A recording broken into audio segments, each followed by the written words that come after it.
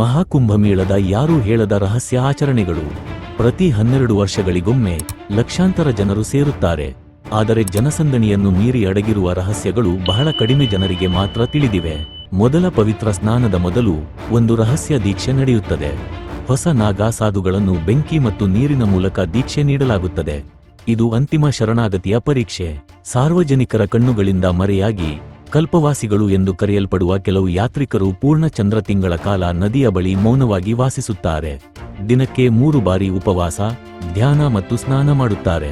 ಜನಸಂದಣಿಯಿಂದ ದೂರದಲ್ಲಿ ಅಖಾರಗಳು ಎಂದು ಕರೆಯಲ್ಪಡುವ ಪವಿತ್ರ ಪುರುಷರ ಪ್ರಬಲ ಗುಂಪುಗಳು ರಹಸ್ಯ ಸಭೆಗಳನ್ನು ನಡೆಸುತ್ತವೆ. ಅವರು ಯಾರು ಮುನ್ನಡೆಸಬೇಕು, ಪ್ರತಿ ಗುಂಪು ಎಲ್ಲಿ ಉಳಿಯಬೇಕು ಮತ್ತು ಪ್ರಮುಖ ಆಧ್ಯಾತ್ಮಿಕ ವಿಷಯಗಳನ್ನು ಇತ್ಯರ್ಥಪಡಿಸಬೇಕು ಎಂಬುದನ್ನು ಸದ್ದಿಲ್ಲದೆ ನಿರ್ಧರಿಸುತ್ತಾರೆ. ಆಧ್ಯಾತ್ಮಿಕ ರಾಜಕೀಯದ ಗುಪ್ತ ಪ್ರಪಂಚವು ತೆರೆಮರೆಯಲ್ಲಿ ತೆರೆದುಕೊಳ್ಳುತ್ತದೆ. ಶಾಹಿ ಸ್ನಾನ, ರಾಜಮನೆತನದ ಪವಿತ್ರ ಸ್ನಾನ ಕೇವಲ ಸಂಪ್ರದಾಯಕ್ಕಿಂತ ಹೆಚ್ಚಿನದಾಗಿದೆ.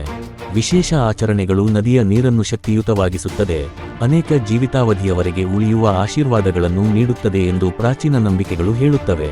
ಹೆಚ್ಚಿನ ಜನರಿಗೆ ಮಹಾಕುಂಭವು ಒಂದು ದೊಡ್ಡ ಹಬ್ಬದಂತೆ ಭಾಸವಾಗುತ್ತದೆ, ಆದರೆ ಅದರ ಆಳವಾದ ಅರ್ಥವನ್ನು ಅರ್ಥಮಾಡಿಕೊಳ್ಳುವವರಿಗೆ ಅದು ಒಂದು ದ್ವಾರ, ನಾವು ನೋಡುವ ಪ್ರಪಂಚ ಮತ್ತು ಅದರಾಚೆಗಿನ ಗುಪ್ತ ಪ್ರಪಂಚದ ನಡುವಿನ ಸೇತುವೆ.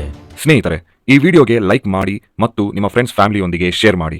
ಈ ಚಾನೆಲ್ನ ಸಬ್ಸ್ಕ್ರೈಬ್ ಮಾಡ್ಕೊಳ್ಳಿ ಮತ್ತು ಬೆಲ್ ಐಕಾನ್ನ ಕ್ಲಿಕ್ ಮಾಡಿ. ನಾನು ಹಾಕಿದ ವಿಡಿಯೋನ ನೀವೆಲ್ಲರಿಗಿಂತ ಮುಂಚೆ ನೋಡಬಹುದು.